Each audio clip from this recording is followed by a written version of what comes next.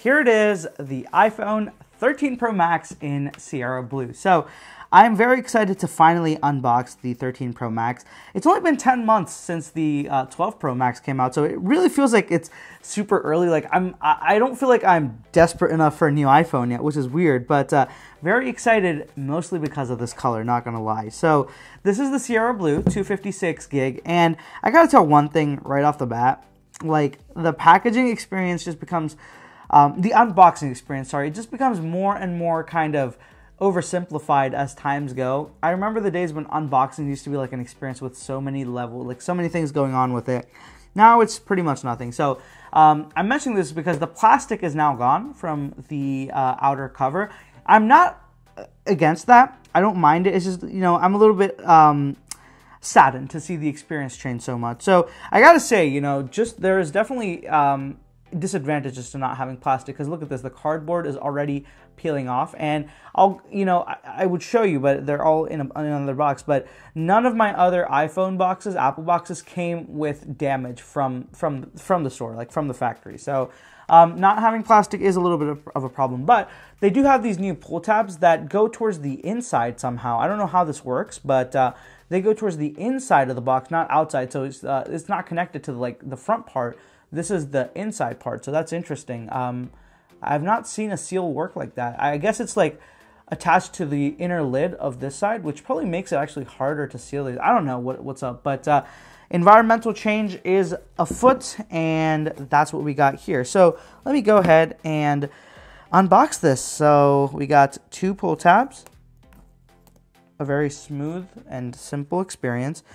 It almost feels like I shouldn't be doing this. I don't know why. God, every time, you know I do so many of these unboxings, but I'm telling you, the excitement of a new phone doesn't fade away. So let's go ahead, let me lift up the box, and there we go. There's the Sierra Blue, and I'm going to tell you right off the bat, the camera is not portraying the color perfectly. It is just, it looks kind of close, but not really. This is a very light blue with it's mostly silver with a hint of blue. It's so good, I actually want a clear case on this. Like, for the first time in a long time, like, oh, I want to show off this color. It looks so cool. That's how cool this color is. It's making me want to go to a clear case. So let me go ahead and pull the iPhone out of the box. I know this is heavier than the 12 Pro Max, but it doesn't really feel it. It feels pretty much the same. Very familiar in the hand because it's pretty much the 12 Pro Max. So I put this off to the side for a quick second. In the box, you get that USB-C to Lightning cable. You get the very, very compressed Apple information packet, SIM card tool. You got the iPhone, I don't even know what this is. This isn't even a quick start guide anymore. And just a single Apple sticker. So, you know, they've also cut out Apple stickers, which, it's a lot of cost cutting going on. But, yeah, still the same black box experience for the Pros, which is really fancy. I definitely like it. But let's go ahead and let's do the screen peel. And I'm going to shut up now so you guys can enjoy this peel.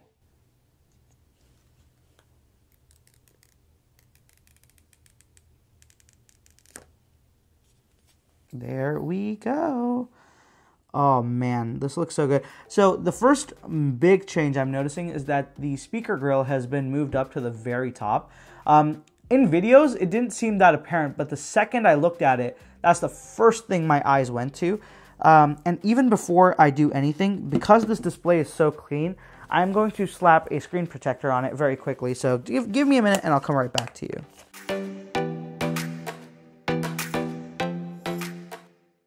Alright, so screen protector is installed. Now that I'm back, let me go ahead and power on the phone. And it looks... from the front, the only thing I'm really noticing that's different is that earpiece. Everything else looks identical, even from the bottom. The color looks absolutely fantastic, though. I am loving it. Like, this is, frankly, I think one of the best iPhone colors in a very long time. There we go. Hello. Oh, wow. I can instantly tell the difference with the smooth refresh rate. I didn't think I would be able to, but dang, yeah, that's an immediately noticeable difference. So let me go ahead and bomb through the setup real quick and come right back to you guys. All right, so I just, rallied my way through that setup process, and I am so far, it is very clearly noticeable that 120 hertz refresh rate. I don't even need the phone side by side to be able to tell the difference, which is impressive to me. Sometimes, it's not as clear, but with this one, it is absolutely super smooth. It's mostly the animations, even more than scrolling. The animations are just so silky smooth. It's amazing. Like, I'll show you scrolling. I'll just scroll in the settings. It doesn't really look that different to me when I scroll. But when I am doing things like animations, like closing apps or opening them, like let me go ahead and open this and close this, just like it's so silky smooth. Let me grab my iPhone 12 Pro Max and see if it'll pick up any of the difference. Like, let me go ahead and just put it side by side. Now, I'm not sure if it'll be much of, like, I don't know if this is a fair comparison or not, but let me go ahead and try it. 1, 2, 3. Yeah, I don't think you're going to be able to tell much on screen, but it is definitely, the refresh rate is very clearly just smoother on the, I mean, obviously it's smoother on the 13 Pro Max, but it definitely improves the experience immediately, which I wasn't really expecting to have that, because I've had phones with 120 hertz for a long time. I want to say my first one was at least 2 or 3 years ago, and I've gotten so used to, like, it usually is like I can use them and then go back to not using them and I won't notice. Honestly, if you turned it off without telling me, I might not even notice. But with this one, I can immediately notice, and I think I don't know what it is, but Apple's 120 hertz, it feels more noticeable for some reason. I don't know what it is. It's just like, it's something I can't describe. It's something you have to experience for yourself, for sure. I do not mind it. It's nice. I've said it before. Like, it's not a feature that I was absolutely dying for, but I absolutely don't mind having it either. It's something that I am glad to have. So let me go ahead and put it right by the iPhone 13, actually. Sorry, the 12 Pro Max, just to see if there's any size differences. Also wanted to just compare and see if the 13 cases actually fit the 12, which I'll do right now. So it is. The camera is actually way bigger. It is. Hang on. I don't know if this will give you guys a decent idea, but look at that. It makes this look like a little baby. It's not a little baby, but it's clearly bigger. It's insane, because I thought the 11 was big, and I thought from the 11 to 12, man, we had a big camera jump, but holy crap. Let me put the 11 next to the 12, just to give you guys an idea of how much the camera differentiation was. Like, look at how big this is versus this. That's how big it got year over year. And then one more year, and we've got this now. So when I put the 13 next to the 11, you guys can just see, even though they both have triple cameras, the size of the camera modules are absolutely night and day. It's crazy. That's insane. It's unbelievable. That's so big. It doesn't, visually, I think you won't be able to tell. It's when you put them side by side, the difference is unmistakable. That is interesting. So the sides, stainless steel, a very cool blue. As I said, almost like silver with a drop of blue in it. I really like this. I am a fan of it. It is nice. It's nice to have a slightly lighter shade of blue on my stainless steel. I do love the stainless steel color on the Pacific Blue. I just wasn't a fan of the back, but now I love both of these, which is great. Very happy. Pretty much very similar layout besides that. Everything lines up pretty much the same way. The power button is slightly higher. That's it. The 5G band is, the 5G antenna cutout is the same. The top is the same antenna cutout on the top right. The sides as well, pretty much the same. The SIM card tool is slightly moved up, but it looks like the volume and power buttons are pretty much in the same spot. Maybe like a millimeter higher. That's about it. Same antenna bands on this as well. And the bottom remains exactly the same. There's pretty much no difference on the bottom. So that's interesting. So what I'm going to do is I'm going to take a couple of minutes. I'm going to play around with this phone and then give you guys my initial impressions on it and just what I'm thinking so far. Alright, so I just spent the last couple minutes playing around with the 13 Pro Max. I tried out the camera, tried out a bunch of other stuff, and let's start off number one with the question I actually forgot to answer before I left off. That is, does the 13 Pro Max fit in 12 Pro Max cases? And I have discovered the answer is sadly no. So from the back, it looks like it's on there, but no, it's actually not. If you look at the front, it is jutting out there on the top right. Just that camera module is too big and it will not fit in there. The buttons still work, but it is definitely clearly not made for this. The bottom is also pretty good, but yeah, I would not recommend continuing or buying a 12 Pro Max case for your 13 Pro Max, which sucks, but the benefit is that you can buy a 13 Pro Max case and probably get away with using a 12 Pro Max in it. It sucks, but it is what it is. I hate that Apple changes the design up just a little bit where you have to buy a new case every time. Now, it's so wasteful, you know, for people who upgrade every year. If you could keep the same case, I don't know. Especially these expensive leather ones, I hate to see them just sit around and not get used. I would love to use these for like 2-3 years because that's when they even start feel like the leather ages. So it would be awesome to be able to use this long term, but unfortunately, I can't. So with that being said, let me move on and talk about some of the big improvements or big things that Apple has done here. And number one is this notch. So the notch is, or actually before I get to the notch, you guys see the display is pretty bright, and that is actually for a reason. I had it all the way up because I wanted to see if this was any brighter than the 12 Pro Max, which is supposed to be bright. And I'll be honest, I did not notice a difference. So this is 1,000 nits of peak brightness versus 1,000 nits of brightness and 1,500 peak. And this is also 1,500 peak, but I think the max is a little bit lower than 1,000. I'm going to check, and I'm going to put it on the screen here because I can't recall immediately. But the brightness seemed the same in this room right now while I'm sitting. Beyond that, the notch. The notch is definitely a little bit... it's still there, and it's still something I just ignore. But it is shaped differently, which is a little bit weird. So if I just let me go back to just the YouTube homepage. So anyways, what YouTube does is, or most apps do, is they black out the bar on top so you really don't notice. But I wish there was, actually, yeah, why don't I just play the song? So here I have videos running side by side, and you can see while there is a difference, it's not that big. So this is a little bit of a taller notch, so it's gotten a little bit taller, but it is not as wide as it used to be. But I've also noticed that even though this isn't as wide, it really just doesn't take any advantage of it. It actually looks a little bit weird now because the time right up here, I'm going to try to get as close as I can so you guys can see it.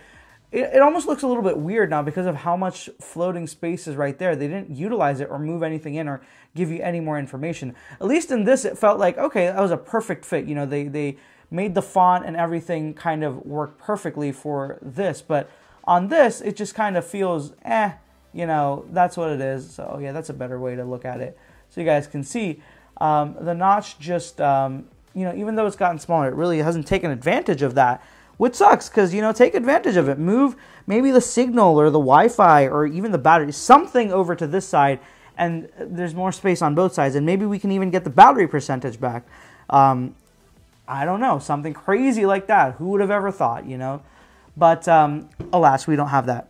Moving on, let's talk about the biggest thing that Apple even talked about in this event, which was the cameras. And so there's a macro mode. I'm going to go ahead and start from the beginning. And when I opened the camera, immediately it showed me options to start setting up my styles. So I think it's called, let me just, customizable something or the other. But it was basically filters on steroids. So what this is that I can have I can choose my standard, and it kind of changes the photo, all the photos before you even take them, and it kind of just it really alters the settings of them beforehand. So you guys can see how different my hand looks just right there because of the filters changing. Now, personally, I'd rather shoot it in standard and then change each photo as need be instead of having one basic thing go on all of them because, you know, colors change, environments change. So I don't think I'll be using that, but it is a feature.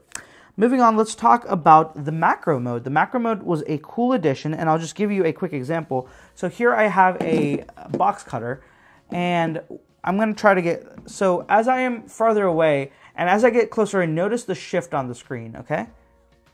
Did you guys see that? So it shifted, and it actually does get super clear, and you can actually get photos that look like this. I'm going to put it up on the screen. And just to give you guys a comparison, I'm going to do the same thing with my iPhone 12 Pro Max and show you guys what this looks like. So the closer I get, it just gets blurrier and blurrier and blurrier until it's absolutely garbage. And this is what it looks like from the same distance. Like this is the closest I can get in without it losing focus.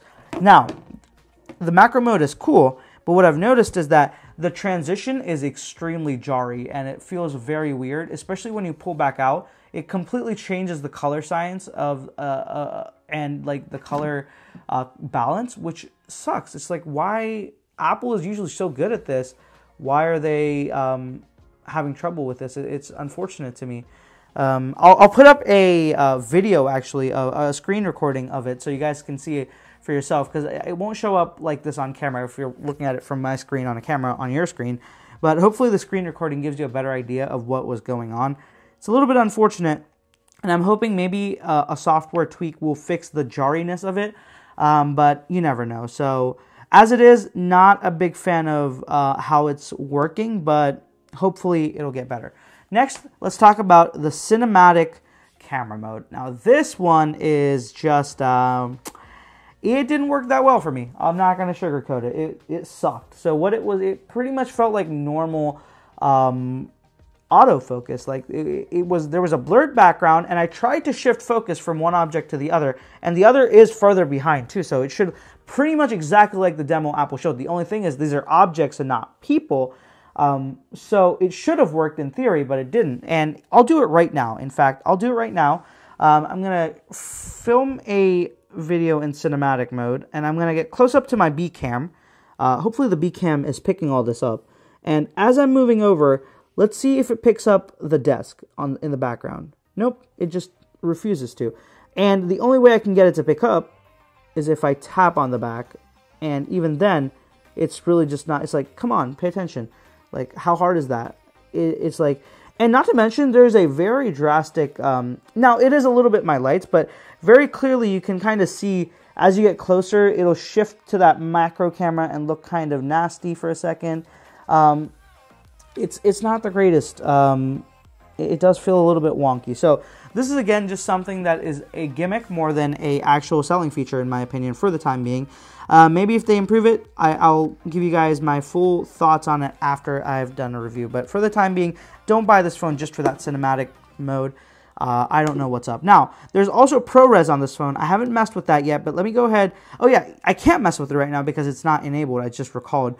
But hopefully it'll come sooner rather than later. But this is pretty much been the 13 Pro Max, and I can actually call it the 12 Pro Max because that's pretty much what it is.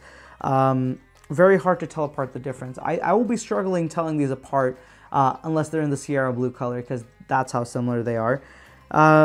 My thoughts initially, I'm happy. I'm very much so enjoying the 120 hertz. That part of the phone is fantastic, and that alone is worth the upgrade. Honestly, even if you have the 12 and you really want a nice smooth display, that alone is worth the upgrade. But if you have an 11, a 10s, anything older than that, I think this is a great upgrade to make. I will make a full review later on, but that's it for this one. Let me know what you guys think of the iPhone 13 Pro Max, and be sure to subscribe for a ton more Apple content. There is so much happening today, so get ready for a lot more videos. Be sure to subscribe and follow on social media if you haven't already. I'll have the handles right here on the screen and link down in the description, of course, down below. So go ahead, check me out over there. Thank you so much for watching, guys. I'll catch you in the next one.